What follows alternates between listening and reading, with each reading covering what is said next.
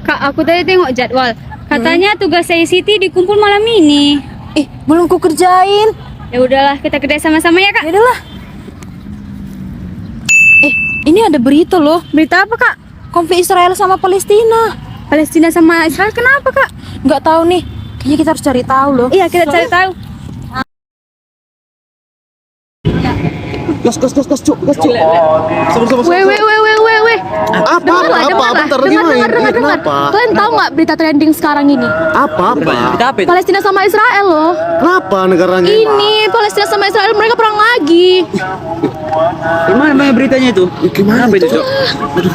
Mereka perang lagi.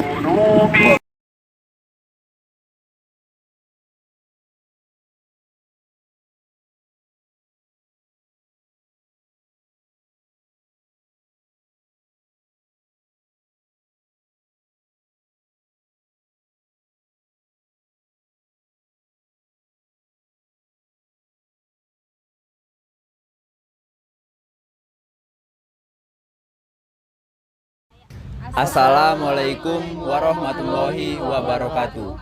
Shalom, Om Swastiastu, Namo Buddhaya, Salam Kebajikan. Kami dari kelompok 3 Ilmu Negara mengangkat kasus konflik Palestina dan Israel. Saya Dana Diva Ivan Delepena Ginting dengan NIM 32331111066. Saya Rima Uwas Pangku Bolon dengan NIM 3233 11019. Saya Edward Fransila Lai dengan NIM 3233 111062. Saya Romana Stefani Berbintang dengan NIM 3233 111020. Perkenalkan, nama saya Bimo Bantang Siniwat. NIM saya 3233111024. Nama saya Adelia Arkonang dengan NIM 32331111065. Konflik Palestina dan Israel adalah permasalahan internasional yang masih berlanjut hingga saat ini. Problematika antara Palestina dan Israel dipicu oleh perebutan kekuasaan wilayah. Kawasan Palestina dalam buku Sejarah Timur Tengah Jilid 2 tahun 2013 karya Isawati, Palestina dikenal sebagai negara Kanaan, Yudea, dan Tanah Suci. Israel adalah negara yang berada di Asia Barat yang menjadi pusat populasi kaum Yahudi dunia. Wilayahnya dikelilingi oleh Laut Tengah, Suriah, Lebanon, Palestina, Yordania, dan Mesir. Di sana juga terdapat jalur Gaza dan tepi barat sebagai daerah otoritas nasional Palestina. Dalam hukum Israel, wilayah yang dikuasainya meliputi Yerusalem Timur dan dataran tinggi Golan dengan luas 22.072 km persegi. Adapun wilayah yang secara langsung dikendalikan oleh Israel mencapai 27.799 km persegi, termasuk kawasan Palestina di bagian tepi barat. Latar belakang awal terjadinya konflik Palestina dan Israel terjadi pasca Perang Dunia I, di mana Inggris sebagai pemenang Perang Dunia I memberikan wilayah kepada bangsa Yahudi melalui Deklarasi Balfour pada tahun 1917. Dari peristiwa ini, bangsa Yahudi menganggap bahwa kawasan Palestina merupakan tanah air mereka. Fishbone diagram konflik Palestina dan Israel. Adapun bantuan Indonesia dalam perang Palestina dan Israel yaitu bantuan medis, bantuan pangan, dan juga bantuan air. Dampak-dampak akibat perang Israel dan Palestina yaitu dampak positif dan dampak negatif. Faktor-faktor terjadinya perang Palestina dan Israel yaitu faktor internal, faktor eksternal. Data-data perang Israel dan Palestina yaitu data kerusakan fasilitas dan juga korban jiwa. Pasukan Israel menyerang kota utama Gaza Utara dari kedua sisi pada Senin 30 Oktober 2023. Serangan ini terjadi 3 hari setelah IDF memulai serangan darat besar-besaran di wilayah kantong Palestina. Militer Israel mengklaim telah menyerang lebih 600 sasaran militan selama beberapa hari. Luas operasi daratnya dan infanteri Israel telah maju. Wilayah tersebut dari 2 arah dan dilaporkan berada di jalan utama utara selatan militan mengatakan mereka telah menangkis upaya serangan tank Israel ke kota Gaza dari timur dan melawan mereka di perbatasan dengan Israel, kelompokan militan. Jihad Islam yang berjuang dengan Hamas menegaskan bahwa tugasnya adalah berjuang dan berjuang. Dalam operasi darat Senin lalu, IDF mengklaim telah membunuh 4 agen terkemuka Hamas. Sebelumnya, IDF memperbarui peringatan bagi sipil untuk bergerak dari wilayah utara pesisir ke selatan, namun banyak orang yang tetap tinggal di kota tersebut karena khawatir dengan pemboman Israel di wilayah selatan. Ada beberapa faktor utama yang menjadi penyebab perang Palestina dan Israel. Pertama, sengketa tanah. Palestina dan Israel sama-sama mengeklaim wilayah yang sama, termasuk di bagian tepi barat jalur Gaza dan Yerusalem Timur. Kedua belah pihak sama-sama memiliki tuntutan historis dalam wilayah ini. Yang kedua, ada sejarah konflik. Palestina dan Israel memiliki akar dalam sejarah pada abad ke-20, termasuk perang Arab dan Israel pada 1948, 1967, dan 1973. Yang ketiga ada status Yerusalem. Palestina dan Israel berusaha mengeklaim Yerusalem sebagai ibu kota mereka. Yang keempat, ketidaksetaraan dan diskriminasi.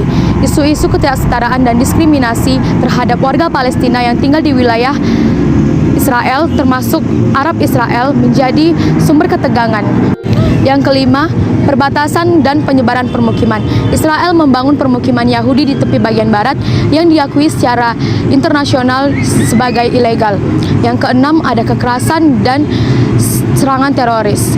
Serangan teroris dari warga Palestina seperti Hamas dan serangan militer dari Israel juga menjadi sebagai siklus kekerasan yang sampai saat ini berkelanjutan. Yang ketujuh, isu pengungsi Palestina.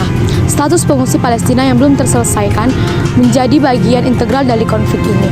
Yang ke-8, faktor regional. Faktor regional seperti dukungan negara-negara Arab terhadap Palestina, hubungan Israel dengan negara-negara tetangga mempengaruhi dinamika konflik ini.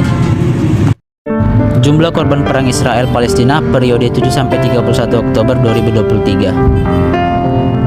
Perang antara Israel dan kelompok militan Hamas telah menewaskan lebih dari 8.600 warga Palestina. Korban Palestina paling banyak berada di jalur Gaza, yakni korban jiwa 8.525 orang dan korban luka 21.543 orang. Sementara di wilayah tepi barat korban jiwanya 123 orang dan korban luka 2.209 orang. Kemudian sampai Selasa 30 Oktober 2023, jumlah total korban jiwa dari pihak Israel sekitar 1.405 orang dan korban lukanya 5.447 orang. Data ini dihimpun United Nations Office for the Coordination of Humanitarian Affairs dari Kementerian Kesehatan Gaza dan keterangan resmi pemerintahan Israel. OCHA juga melaporkan serangan Israel di jalur Gaza terus meningkat. Menurut keterangan pihak militer Israel, pasukan infanteri dan armada lapis baja mereka secara besar-besaran memperluas operasi darat di Gaza bagian utara. Bentrokan hebat terjadi di pinggiran selatan dan barat laut kota Gaza. Pengeboman dan serangan udara tersebut berlanjut selama 24 jam terakhir dan sekitar 300 sasaran dilaporkan diserang, kata OCHA dalam laporannya Selasa 31 Oktober 2023. Diangkat dari databox.katadata.co.id, lebih dari 3.000 anak sejak konflik Israel-Palestina pada tanggal 7-29 Oktober 2023, Save the Children menyebutkan anak-anak yang terbunuh di Gaza meningkat pesat sejak serangan Israel yang meletus pada 7 Oktober 2023. Laporan lembaga ini bahkan menyebut jumlahnya mengalahkan statistik kematian anak-anak di zona konflik dunia sejak 2019 lalu. Menghimpun data dari Kementerian Kesehatan di Gaza dan Israel, Save the Children menyebutkan lebih dari 3.257 anak dilaporkan tewas. Rinciannya, 3.195 anak di Gaza, 33 di tepi barat, dan 29 di Israel. Jumlah anak-anak yang dilaporkan terbunuh hanya dalam waktu 3 minggu di Gaza lebih banyak daripada jumlah korban tewas dalam konflik bersenjata secara global lebih dari 20 negara selama setahun penuh selama 3 tahun terakhir, tulis Save the Children dalam siaran persnya.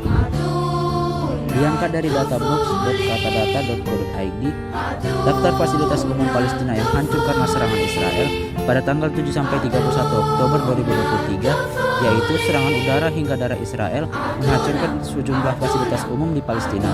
Fasilitas ini bahkan menjadi tempat utama berlindung warga Palestina seperti rumah sakit. Data real-time Palestinian Central Bureau of Statistics atau PCBS menyebut sebanyak 158 bangunan sekolah hancur sebagian sepanjang periode serangan Israel 7 sampai 31 Oktober 2023. Di samping itu, sekolah yang hancur total sebanyak 45 bangunan. Kantor pemerintah tak luput dari sasaran serangan dengan total 85 bangunan yang hancur. Rumah ibadah seperti masjid dan gereja pun hancur dengan jumlah masing-masing 47 dan 3 bangunan. Fatalnya, beberapa rumah sakit juga rusak karena serangan rudal sebanyak 25 bangunan. PCBS mengestimasikan bangunan rumah rusak mencapai 200.000 unit, sementara rumah yang hancur total bisa mencapai 32.500 unit. Gedung segala jenisnya yang hancur diprediksi mencapai 6.500 unit. Adapun peran bebas aktif Indonesia pada konflik yang terjadi di Israel dan Palestina, yaitu Indonesia mengirim pasukan Garuda untuk mengemban misi perdamaian PBB di berbagai negara yang mengalami konflik, seperti halnya yang terjadi pada konflik Israel dan Palestina. Adapun bantuan Indonesia kepada Palestina terkait konflik Israel dan Palestina, yaitu Indonesia memberikan berbagai bentuk bantuan kemanusiaan kepada rakyat Palestina yang terkena dampak konflik, diantaranya bantuan medis, bantuan pangan, dan bantuan keuangan untuk proyek-proyek pembangunan infrastruktur vital di Palestina, seperti rumah sakit dan lainnya. Dari kasus konflik yang kami ambil, besar harapan kami kepada masyarakat dan orang-orang yang menonton video kami agar memahami betapa merugikannya konflik antara kedua negara tersebut. Bukan hanya Palestina yang mendapatkan kerugian, tetapi pihak Israel juga. Peran kita sebagai masyarakat Indonesia sesuai dengan prinsip kita itu bebas aktif adalah membantu mereka bukan dalam hal persenjataan tetapi dalam hal pangan dan lain sebagainya. Oleh sebab itu, kami dari kelompok 3 mengucapkan bela sungkawa yang sangat mendalam terhadap konflik Palestina dan Israel. Semoga perdamaian dapat tercapai di daerah tersebut.